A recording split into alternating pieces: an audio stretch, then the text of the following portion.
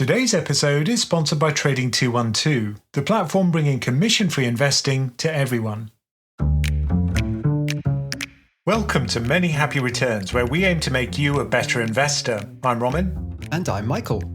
Investing, at its core, is about postponing consumption in the belief that time is your friend.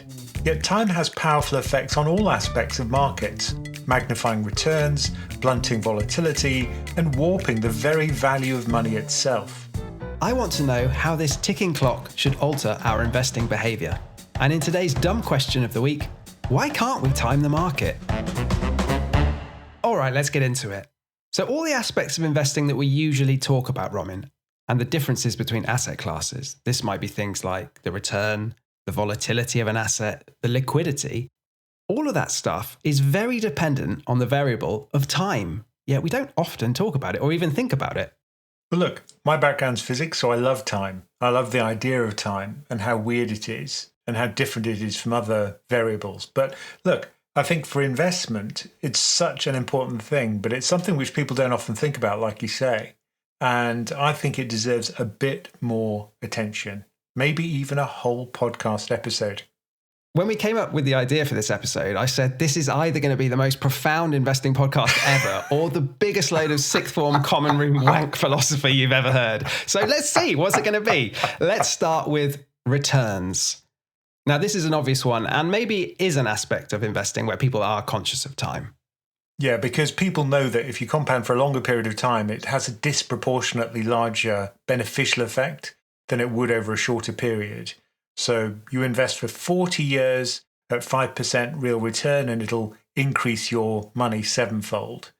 Invest for 10 years and it'll only increase it by a factor of about 1.6. So huge differences. And if you do invest early, if you're in a position to do that, then you really benefit from it. So the key thing here is that time does not have a linear effect. Compounding is not linear. And let me just unpick what you've said there, because it's quite interesting.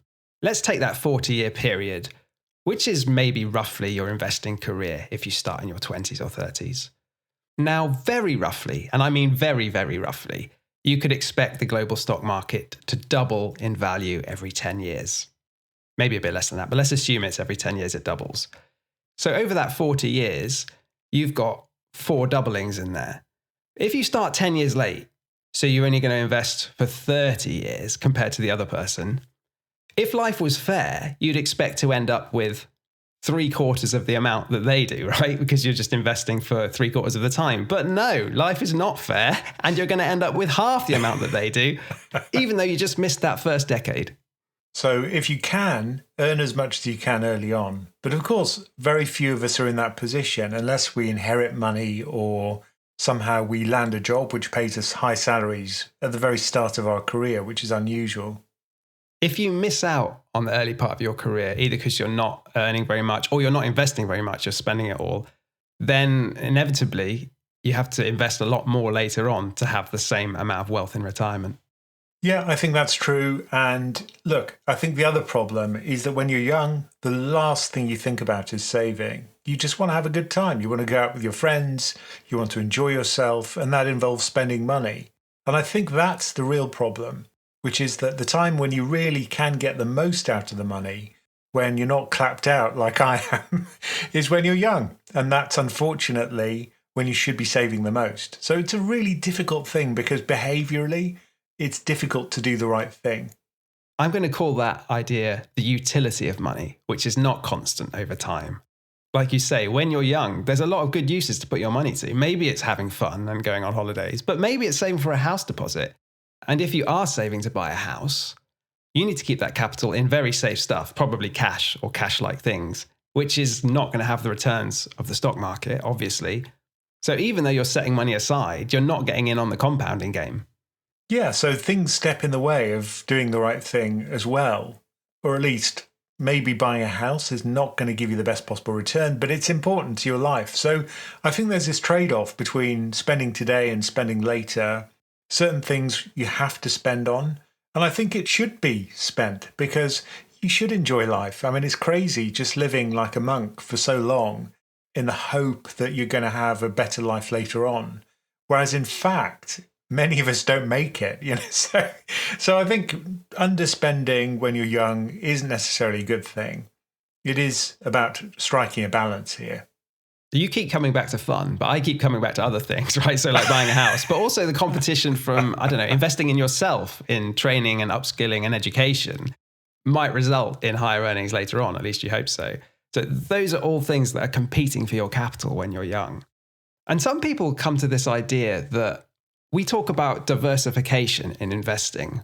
And what we mean by that is obviously diversifying across countries and sectors and asset classes maybe. But some people say you should try to diversify across time and right this wrong where we don't have much money when we're young to invest. Yeah, and I think this is a really interesting argument. And we've talked about this before, but the idea basically is that early on, when you haven't got much money, you have greater leverage. So if you can borrow money to invest it, if your broker allows you to do that, or perhaps get a leveraged fund, that might be something to consider. Don't go all in on it because it is incredibly volatile if you do that. And you could end up with margin calls and unpleasant things happening. But certainly for some of your investments early on, it might make sense to have some kind of leverage. And if you want to look into this idea more, there is an academic paper called Diversification Across Time by Ayres and Nailbuff, which was published in 2010 and has been updated since, which gets into this idea of ideally what you want is to have the maximum amount invested at a constant level throughout your life. The trouble is we earn little when we're young and a lot near retirement, and you don't have as much compounding time when you're old. So there are arguments in favor of leverage, the downside being you've got higher volatility with that, and that can amplify behavioral mistakes. But I think younger people seem to be more willing to live through periods of volatility. You can see that because many of them are crypto investors, and that's very volatile. So perhaps that's a good training for also levering up your equity allocation. By the way, this isn't a recommendation. We should point that out. No, but it's an interesting concept, isn't it? And once you start thinking about how time affects investing, you inevitably come to this conclusion that I need more money to invest when I'm young. But what about when we're not so young? We talked about the utility of money, and I think that comes to the forefront of your mind when you get into retirement, because there's a difference, isn't there, between your life expectancy based on the actuarial tables and what's called healthy life expectancy, where you might have the capacity to have more fun than if you wait too long to spend your money. It's a beautiful concept, and I think one that people get shocked by. I was shocked when I heard this, but there's this measure called healthy life expectancy. It's based on a questionnaire response, so people fill this in themselves. But the question is, are you healthy, essentially? Which box you ticking, Robin, right now? I'm fine. I'm really healthy and happy at the moment, except for the weather, obviously. But for England, the healthy life expectancy is 62.4 years for males, 62.7 for females. And it varies by country. So if you go to Wales, for example, it's about a year less. And if you go to the northeast, for males, it's less than 58. So huge regional variations, mostly reflecting difference in wealth and income. But that certainly focuses the mind. If you think about how long you're going to live healthily, and that's really the period when you can enjoy your money, it's not as long as you might think. So that final 20 years might be one in which you're not so healthy. It might be an expensive final 20 years, especially if you need care. But yeah, the money has a different kind of utility to you at that point. Well, there's some good news there, which is there's also a measure that the ONS publishes, which is disability-free life expectancy. But that's actually increased. So we have a longer healthy period, if you like, when we're not disabled after the age of 65. Now, disabled just means you can't do the everyday tasks in life, like washing and dressing, household cleaning, cooking, shopping, that kind of thing. Modeling retirement is a very tricky and interesting concept because the big worry is running out of money, right, before you die. But if you look at the stats, I think most people go the other way and actually underspend in retirement because they're afraid of the catastrophic outcome. As you should be, but there's a balance to be struck. And I think the people who've been into the FIRE movement, the financial independence, retire early movement, I think for them it's very difficult to switch off that mind frame and suddenly start spending. I think it's true for everyone. You've got a finite pot of money and you've suddenly got to start spending it and you see it dwindle over time. That is scary. So I think for everyone it's difficult. But if you've been someone who's been really scrimping hard, then much more difficult. And I think that's a mistake because the goal of investing is not to hoard a huge amount of money like Smaug and sit on your treasure hoard. It's much more about having that consumption later on and enjoying it as much as you can. Don't tell me what my goals are, Romin. My goal is to dive into a pot of money like Scrooge McDuck. Money bath, yeah. But seriously, though, some people might want to pass on stuff to their heirs, to their kids. So they don't want to die with zero. Yeah, I'm not sure I fall into that camp, unfortunately. I hope my kids aren't listening to this podcast. They haven't heard the nasty news yet. But only you can decide your goals, right? True, and I think really it depends on your personality, but also what you favour in life. It may be that you do want to pass on as much as you can, or it could be that, hey, you want to have a good time. So I think we've talked enough about the utility of money. There's a similar kind of concept, which is the time value of money. And the fact that time, as we said in the intro, does change how much a pound or a dollar is worth today versus some point in the future. And it's not just because of inflation. No, and I think people often push back when I say this, but it's about a risk-free rate of return. What is risk-free? Well, it's essentially the rate which is set by the Monetary Policy Committee in the UK, by the Fed in the US, and that's the rate at which you can invest in something like a money market fund with very low risk. Because if you can invest with almost no risk, then if that rate is 5%, then I can invest 95.2 pence today and have a pound in a year's time. So a pound in the future is only worth 95 pence today. So immediately, if you've got a risk-free rate of return, then money in the future is worth less than money today. And the further you go into the future, the less it's worth. And the higher interest rates are, the less money in the future is worth. And immediately there, you've got the whole framework for pricing all assets that generate cash flows, discounted cash flow modeling. So I think this is such an important principle, but at its core is this idea of time value of money, yeah. And it's all about opportunity cost, really. And it kind of reminded me of Einstein's theory of special relativity. And this is where we enter the sixth form common room for a nice comparison. Where there, the idea is that time, as much as it seems like it's constant and progressing at a steady rate, it isn't fixed. And it depends on the speed you're going, right? The faster you go, time slows down. And here, when we're talking about money, it's really interest rates that are sort of pushing forward or slowing down time.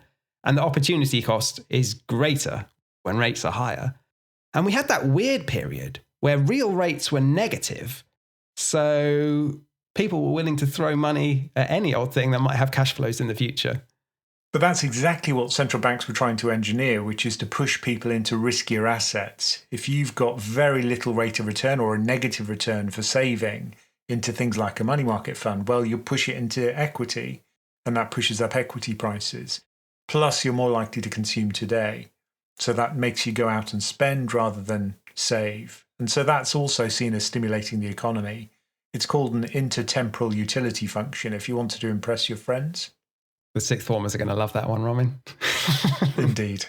The other thing to consider is something called duration, which is how sensitive an investment is to interest rates. So a long duration means that you're locking in a fixed rate of interest for a longer period of time, and that means if interest rates increase, you'll lose value more than if you have a shorter duration. That's really key in fixed income, certainly. So this is the measure, really, where we tie together time and rates in our formula. Yeah, it's so key to understanding risk in fixed income. So if you don't understand it, then don't invest in bonds. Does anyone really understand it? Let's be honest. Oh, yes. Today's episode is sponsored by Trading 212, the platform bringing commission-free investing to everyone. Trading 212 Stocks and Shares ISA is the cheapest way to invest, with zero commission and the lowest FX fees on the market. Looking to keep things simple, you can easily automate your investing with pies that allow you to rebalance your portfolio at the click of a button. Customers can also benefit from the Trading 212 card, which offers 1.5% cash back on all transactions until November the 1st, 2024. Many Happy Returns listeners can claim free fractional shares worth up to £100. Just create and verify a Trading 212 account, make a minimum deposit of £1 and use the promo code RAMIN, RAMIN, or the link in the show notes. When investing, your capital is at risk. Past performance doesn't guarantee future results. Other fees may apply. Interest applies on the uninvested cash in your account. Free shares can be fractional. Terms apply. Okay, let's come back to firmer ground here and tie this back to our personal finances. The time horizon of your investments, how long you think you're going to hold these assets for, really does change everything when it comes to your asset allocation, because assets behave very differently over different periods of time. Because people always say equity is risky and bonds are safe, or money market funds are safe. Well, it's not quite as simple as that, because that's true if you look over a 1 year period. Typically, we measure volatility over a 1 day period. And it's certainly true that equities move much more within a 1 day period than, say, a US T-bill or a short-term gilt. But if you extend that time period hugely to, say, something like 30 years, well, suddenly risk transforms. It's not that way around at all. It reverses. What's really risky is to have an underperforming asset over the long term, which will be bonds. And less risky would be something like equity, as long as it's diversified. And that'll generally have a much higher return. So I'd argue that equity is less risky long term than bonds. Which, as you say, is not how these assets are typically presented. Except in the fact that people, I think, have got into their heads now the right thing, which is that if you have a longer time horizon, usually if you're young, you can take more risk in your portfolio. I mean, intuitively, I think people understand it as if there's a crash, I've got longer for it to recover. That's the mental model they use, I think. Yeah, I think that's true. And I think younger people generally don't seem to fret as much about risk anyway. Maybe that's a good thing. And this is all well and good if you know your time horizon. But often we might not know our time horizon in any precise way. So, a couple of examples. If you're just about to retire, let's say you're 60, you don't know if you're going to live another 5 years, 10 years, 30 years, whatever it might be. And the rate at which you can draw down your pot and your asset allocation would be different if you did know how much time you have left. And another example of an uncertain time horizon might be if you're planning a big purchase, like a house purchase, and you're not quite sure, because life's uncertain, whether you want to buy in 2 years' time or 10 years' time. And again, asset allocation would be quite different, I imagine, if you're investing for 2 years versus 10 years. So we know that time has a big effect on assets, but it's not always easy to apply it. I think all you can really do is look at expectations and plan for the central case. If you plan for the worst possible case, you often end up with really weird allocations. I think that's a mistake. And if you're too optimistic, I think that can also be a problem. So I think having some idea of what the stats are before you start it isn't a bad idea. But I think this is one reason why it's always best to be flexible, because if you start out with a fixed rate of withdrawal and you just stick to that, whatever happens, I think that's a problem. And if your asset allocation is fixed and set in stone and you're not going to deviate from it, again, I think that's a problem. I think having maximum flexibility in retirement is probably the best choice. So be willing to change the plan as time goes on, because things happen. You know, your kids might need sudden emergency funds, or you could develop a health condition which could shorten your life considerably. And you've got to adapt to that and plan for it. So I think having that in mind is never a bad idea. Doing this kind of contingency planning is a good idea.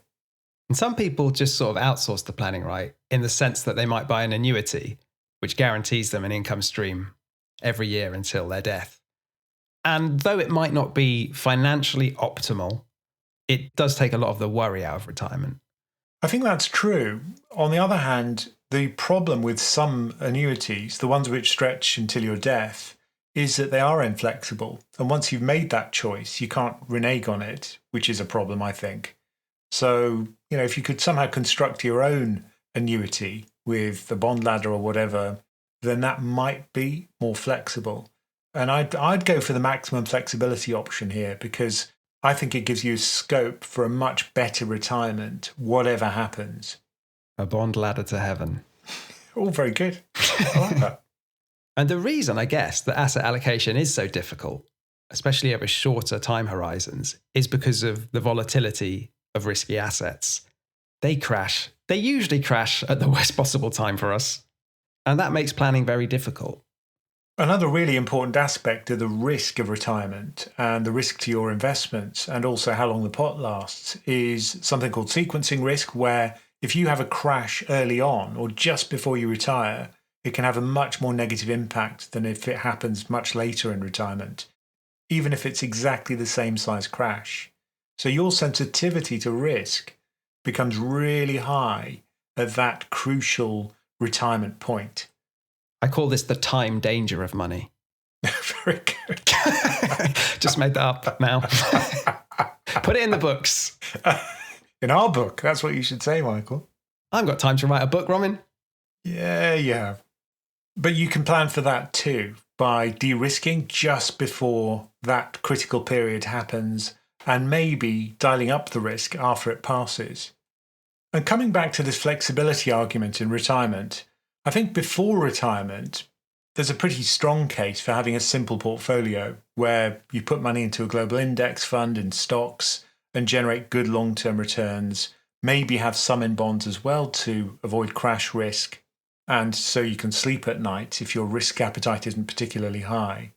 But then after retirement, I think there's a case to be made for splitting up your investments such that you've got, say, short duration bonds, long duration bonds, also different styles of equity like growth and value, small cap, large cap, because that way, if something does crash, you can consume the thing which hasn't crashed. And it's your choice which one you choose to sell to eat. So that also, I think, reduces sequencing risk, having that optionality in retirement. I guess the trouble there might be that the older we get, maybe the less able we are to manage a complicated portfolio. I'm not doing old people down, but inevitably at some point you're going to get cognitive decline. And if you're deciding what duration bonds to sell, well, maybe you're liable to go to a financial advisor who'll take 1% of your pot. You see, for me, I think that's going to be the last thing to go. It's like remembering your PIN when you're drunk. You never forget it, unfortunately. What, your bond maths? That's going to be the thing that sticks with you. Yeah, I think so. I can still remember ridiculous things about physics. And yet, I can't remember what I had for lunch 2 days ago. But even if you outsource this to someone else, like your financial advisor, it's a question of what you should do. And I think this optionality, although it increases complexity, might not be a bad idea because it lets you remain flexible in retirement. You can always balance flexibility and inflexibility. Like you could annuitize some part of your savings to pay for life's necessities, and then you can mess around with your pot for all the discretionary spending. And it doesn't have to be that complex. All I'm talking about is instead of having one fund, like a life strategy fund, where you've got no control over what you sell, you move to something like 5 funds, which give you that flexibility. Yeah, I can see the argument for that. Coming back to volatility, because again, this is very related to time. And certainly when it comes to our perception of volatility, that is very dependent on the frequency at which we measure asset prices and mark them to market. If you think about listed securities, like public companies listed on the stock exchange, we know their price pretty much exactly every second of the day when the market is open. And therefore, the volatility is very, very real to us. Whereas if you think about your house, maybe you sell it, I don't know, once a decade or less frequently than that. No one's coming to your door every day and saying, your house just lost 30,000 of value over the last 6 months, right? So the volatility doesn't feel as real, even though it's there. Yeah, I think the idea of a fund manager, which was to only publish the value of their fund every quarter or every year, was brilliant, because that would ensure that people don't do the wrong thing and check too often. I mean, in effect, isn't that what private equity kind of does, right? They don't mark their assets to the market all the time. They've got like infrastructure, they own a bridge or some commercial real estate. Those things don't trade very often. And maybe the price gets updated quarterly, but does it really get updated quarterly? And what is its value unless you can sell it? But if you do have a longer time horizon, I think that's one benefit, which is that you can buy low liquidity assets, which are difficult to price and which don't update frequently. But imagine you've got two people. One of them only looks at the market every 20 years. Another one looks at markets every day. Well, the one who looks at it every day will say the market's just gambling. The one that looks at it every 2 decades will say, oh, equity always goes up. Yeah. And bonds never seem to go up much, do they? So you'd see a very different world. I always think that the frequency of trading of securities, listed securities, is kind of a blessing and a curse. Like on the upside, you always know the price of your asset. But on the downside, well, you always know the price of your assets. So there's a danger that encourages you to do the wrong thing and sell because you see a price going down. Yeah, being able to know the price of something on a daily basis encourages bad behavior, I think. I think it's probably not helpful. Yeah, people don't often sell their house just because they think the value's gone down. And I think there should be an app that stops you from looking at the value of your investments. I've been looking at mine every day for the last several months in order just to record it and look at the volatility and look at the value of some of the portfolios. And it's been horrible. You know, you just see the daily fluctuations and it's so scary.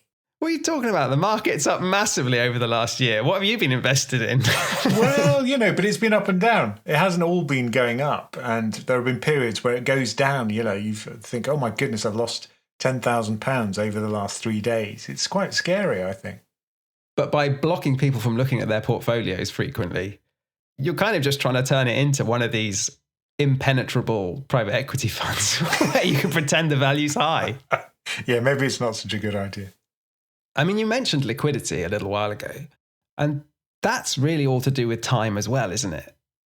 A kind of colloquial understanding of liquidity is the time it takes you to sell an asset. That's not actually what it means. It's actually when you sell an asset, how much does it move the price? But you can kind of understand it as time. I'd say both of those definitions are fine. They're kind of related as well. If it has a lot of volume, then usually the bid-offer spread will be tiny. But liquidity is one of these things. You only realize you needed it after it's gone wrong. And every crisis is some combination of leverage and liquidity, which causes the problem. So, for example, credit derivatives, beautifully priced to mathematical wonder until people realize that, oh, if things go wrong, you need someone to sell it to. And nobody wanted to buy them when there was a crisis. So liquidity really mattered for those constructs. When was this? 2007? Is this like what underpinned the financial crisis? Yeah. And look, I think liquidity matters if you need to sell. And if you're someone who's in a position where you've got lots of cash, you don't have to worry about selling in a crisis, then you can make money out of those periods of dislocation. You're talking Warren Buffett's book there, when he waits for crises to pounce on stuff. I'm not sure he waits for it. I think he just kind of makes the best use of it when it happens and sees the opportunities. What I find really interesting is when you get these liquidity mismatches, is what I think they're called. And this is kind of the principle that underpins bank runs. It underpins when investment funds get gated. And it really does cause a problem if you're the investor. And the basic idea is that a bank or a fund can't sell its assets fast enough to redeem the investors running out of the door, or the depositors in the case of a bank. And it's all about time, isn't it? They can't do things in time. But I think the problem here is that they've offered something which is not something they can deliver, because essentially what they're saying is, yes, you can buy and sell our fund every day as much as you want, but we can't, unfortunately, sell it quickly enough if everyone decides to run out of the door at the same time. So that's true of banks. It's true of these funds that buy commercial property, say. They just can't sell the stuff quickly enough. So I think you've got to somehow get those two back into whack with each other. You know, the liquidity of the fund has to somehow match the liquidity of the underlying investments. Or you have a closed-ended fund. Yeah, which is a natural way to structure these things. I think that would make more sense. And certainly the Bank of England's trying to move things that way. But we still get these open-ended property funds, and you just think, oh, this is just waiting for a crisis. So how does a closed-ended fund solve the problem? Well, it only has a fixed pool of capital. So if you sell your holding, you're selling it to someone else. They don't have to buy or sell investments. If people want to buy the fund or don't want to buy the fund, all that happens is the price drops relative to the net asset value or goes above it if it's in demand. So that's the pressure release valve for people who want to buy and don't want to buy the fund. So this is where you get funds trading at a discount or a premium, and everyone has their own view on what the value of the stuff in the fund is. There's like an official net asset value, but often these are things, like we said, which don't trade very often, and who knows what it's worth. That's the game. All right, let's wrap this up, Roman, because I think we are running out of time. And I don't really know how to summarize this episode because we've kind of looked at all aspects of time and how it affects investing. So we've got the length of time, which is affecting asset allocation and returns. We've got the moment in time, which is affecting sequencing risk and maybe things like the utility of money. We've got the frequency of time, which is impacting things like how volatile your asset looks. And then we've got the movement of time and like the weight of time, which is affecting the value of money itself, the time value of money. How do you feel about all this stuff, Roman? Are we sat in the sixth room, common room, chatting nonsense, or is there some value in this to people? Well, I was sitting with my daughter in the pub a few days ago, and we were talking about time, and when you get older, it speeds up. She was saying that when she was a young girl, time seemed to pass really slowly, whereas now as she's older, time seems to have sped up. And I said, yeah, it just gets worse as you get older. Yeah. Things really go quickly. I mean, like at the extreme, my little girl, who's 3, she'll say, I'm hungry. And I'll say, well, it's lunchtime in 15 minutes. Oh, that's so long. Like, can't wait. And that's true our whole lives. The perception of time changes, and generally things do seem to speed up. And I think that's one reason why we should pretty much seize the day. You know, don't underconsume. Don't put off consumption and hoard your money, because you don't know how long things are going to last. And you should really make the best of things and do that for as long as you can, both for yourself and for your family and your loved ones. One of the wisest things someone told me about being a parent with young children is that the days are long, but the years are short. And it does feel like that. Perhaps you've taken home from this the message that it's not simple deciding how to reason and how to invest under these uncertainties. But remember that as part of our community, what you can do is learn from other people on the same journey. You can learn more about joining our membership at PensionCraft.com/membership. Okay, today's dumb question of the week is one of the most frequently asked things and frequently misunderstood things in investing, which is, why can't we time the market? Because if we could avoid these massive downturns and we could very much boost our long-term returns. I think one problem is that stocks tend to drift upwards over time, and it's very difficult to beat that upward drift, because if you do fiddle, usually you make things worse. Yeah, I guess if the train is running away and you jump off for a little bit, it's very hard to get back on it. Good metaphor. But the other point, I guess, is that there doesn't appear to be any reliable timing signal for stocks. Like if it was the case that when price to earnings multiples got to very high levels of, let's say, 22 times earnings, that almost always meant a crash was coming, then brilliant. Like you could sell and get back in when valuations were lower. But that doesn't appear to be the case. It's very hard to find any evidence in the historical record that you can time the market. That's true, and that effectively makes it impossible to know when to sell. And often people, when they talk to me, the reasons they give for not buying are ones which just aren't very reliable signals, like valuation, like concentration, like the proportion of the global markets that the US makes up. All of these have happened before and didn't necessarily lead to a big sell-off over a short period of time. And isn't it the case that if there was somehow a reliable signal that you could mine out of the data, as soon as people became aware of this signal, it would stop being reliable because it would all get priced in immediately and everyone would move when that signal was triggered? Yeah, so I think it's really a mug's game trying to make these forecasts and necessarily trying to move money out of markets just at the point where you think it's going to crash, because you'll probably be wrong. However, one thing which I think does work pretty well is during a crisis when valuations are very low. If you buy at that point and you can guarantee that you can hold on for a long period of time, which is after all the topic of this podcast, then I think you've got a pretty good chance of getting a good outcome.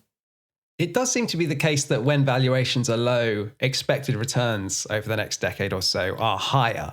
But I always think you have to luck yourself into that position where you've got a load of dry powder to invest at the bottom of the market. If you've sold it expecting a crash, well, the crash might not come and often doesn't.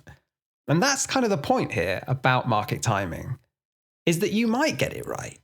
But weirdly, you have to be right twice for it to work. You have to sell at the top or near the top and buy at the bottom. And that's very hard to do. Yeah, I mean, I've tried to do it in my fund portfolio, but I usually fail. I mean, some people look to gurus, don't they, who've kind of got it right in the past. I think of people like Michael Burry, who, to be fair to him, called the financial crisis and made a fortune. But that doesn't mean he's a reliable market timer and always gets it right. So I remember that in February 2023, he tweeted one word: sell, full stop.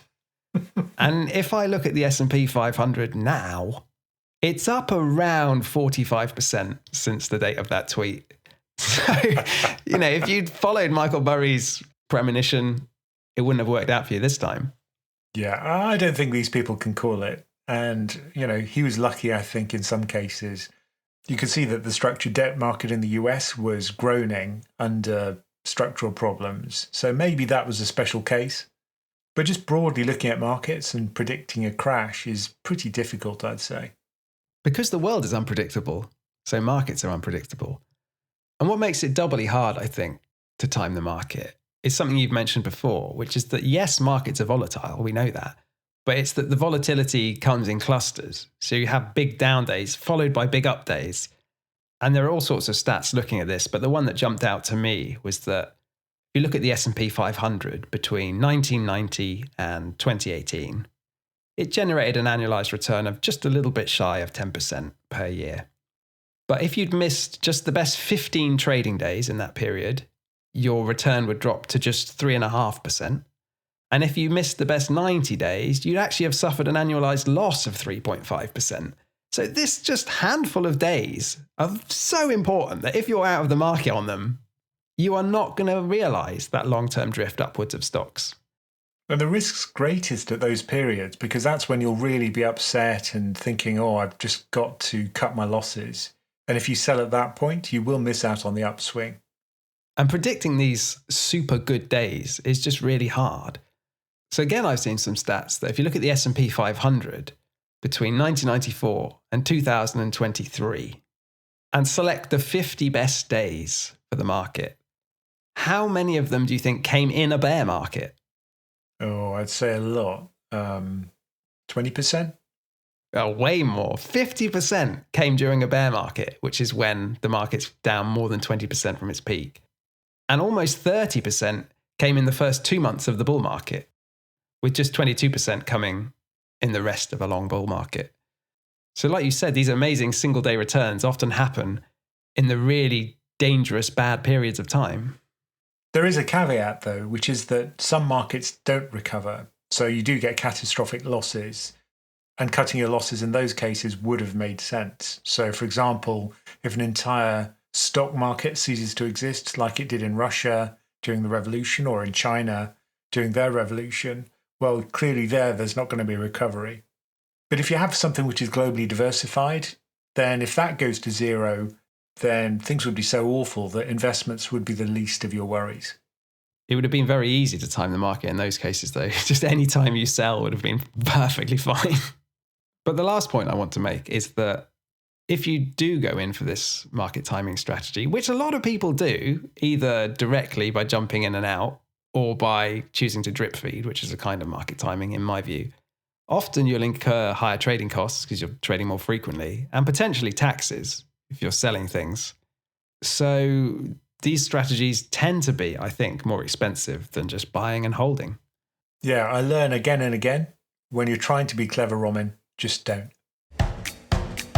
Thank you for joining us for many happy returns. Do send us your questions, no matter how dumb, at the email address mhr@pensioncraft.com.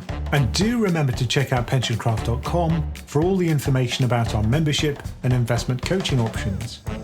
Many Happy Returns is a PensionCraft production, co-hosted and executive produced by Roman Nakiza and Michael Pugh. This podcast is for informational and entertainment purposes and is not financial advice. We do not provide recommendations or endorse any decision to buy, sell, or hold any security. We cannot be held responsible for any actions listeners may take, and investors are encouraged to seek independent financial advice.